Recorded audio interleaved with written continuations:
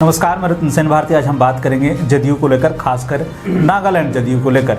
राहत इंदौरी का एक शेर याद आ रहा है कि सरहदों पर बहुत तनाव है क्या, कुछ पता करो कहीं चुनाव है क्या। यह शेर मौजूद समय में एकदम फिट बैठ रहा है, क्योंकि जिन राज्यों में विधानसभा का चुनाव होना है वहां राजनेताओं के पाला बदलने का दौर शुरू हो गया है। बता दें कि चुनाव से ठीक पहले इस तरह की गतिविधियां खूब होती है। ऐसे में इसी महीने में नागालैंड में विधानसभा का चुनाव होना है और इस चुनाव को लेकर बिहार की राजनीतिक पार्टियां ज़्यादा सक्रियता दिखा रही है। बता दें कि पहले जदयू, उसके बाद राजद और अब चिराग पासवान की समर्थित लोजपा की नागालैंड में अपनी सहभागिता दिखा रही है। बता दें कि चिराग पासवान की पार्टी ने जदयू को बड़ा झटका दिया है। चुनाव से ठीक पहले जदयू के नेता अपने समर्थकों के साथ चिराग पासवान की टीम में शामिल हो गए हैं। तो आइए अब एक नज़र डाल लेते हैं जदयू के उन नेताओं के बारे में जिन्होंने जदयू से नाता तोड़कर चिराग पासवान की पार्टी लोजपा रामविलास में शामिल हो गए हैं।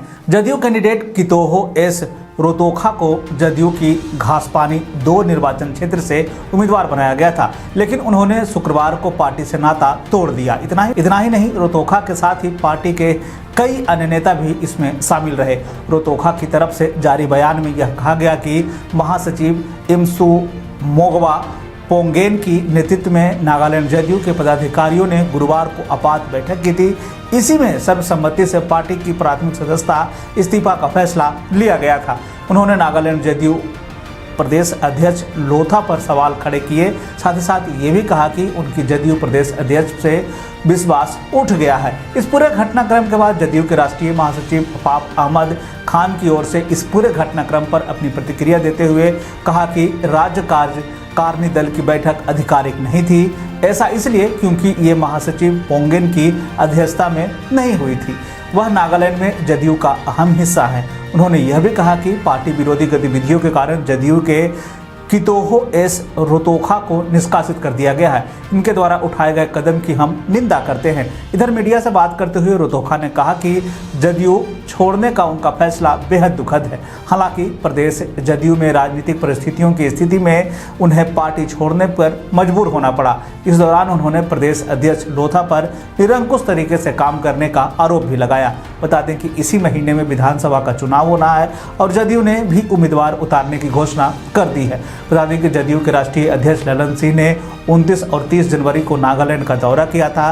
बता दें कि जदयू नागालैंड में करीब 14 विधानसभा सीटों पर चुनाव लड़ने की तैयारी कर रही है, लेकिन इन सब के बीच में लोजपा रामविलास ने जदयू को बड़ा झटका दिया है। बता दें कि जदयू के 29 नेताओं ने सामूहिक इस्तीफे की घोषणा कर दी। बता दें कि जदयू इस विधानसभा में 6% वोट और 4 विधानसभा सीटों में जीतने के इरादे से चुनाव मैदान में उतरने का प्लान बना रही थी, ताकि जदयू राष्ट्रीय पार्टी बन सके। लेकिन इन सब में पार्टी को एक बड़ा झटका लगा है। आपको बता दें कि जदयू साल 2018 में यहाँ 13 सीटों पर चुनाव लड़ने में कामयाब रही थी, जिसमें 1 सीट जीतने में वो सफल रही। बता दें कि जदयू को बिहार, अरुणाचल प्रदेश, मणिपुर में एक राज्य पार्टी का दर्जा प्राप्त है। ऐसे में यह कहा जा रहा है कि पार्टी अगर नागालैंड में 6% वोट लाने में कामयाब रही या फिर 4 विधानसभा चुनाव जीतने में सफल रही तो पार्टी नेशनल पार्टी का दर्जा प्राप्त कर सकती है। जदयू साल 2003 में 2 सीटें जीतने में यहाँ सफल रही। उस समय इसका वोट प्रतिशत 5.8 का रहा। वहीं साल 2008 में एक भी सीट जीतने में सफल नहीं रह सकी। उसके बाद साल 2013-2018 में उसे एक सीट जीतने में सफलता मिली है।